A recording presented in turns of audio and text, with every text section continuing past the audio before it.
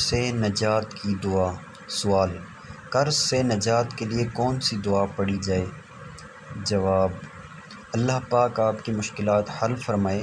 قرض سے نجات کے لیے حدیث پاک میں بیان کی گئی یہ دعا پڑھا کریں: اللہم اکفنی بحلالک عن حرامک واغننی بفضلک عمن سواک۔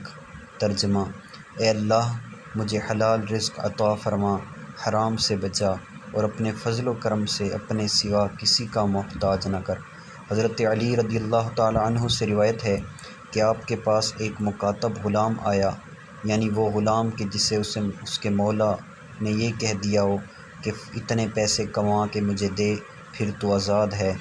تو ایسا غلام حضرت علی کے پاس آیا اور اس نے کہا کہ میں اپنی ادائی کتابت سے عاجز آ گیا ہوں، میری کچھ مدد فرمائیے۔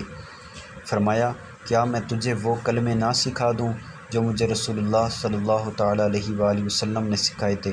اگر تجھ پر پہاڑ برابر بھی قرض ہو تو اللہ تجھ سے ادا کرا دے۔ یہ پڑھا کرو: اللہم اکفنی بحلالک عن حرامک واغننی بفضلک عمن سواک۔ واللہ اعلم ورسولہ اعلم، صلی اللہ تعالی علیہ وآلہ وسلم۔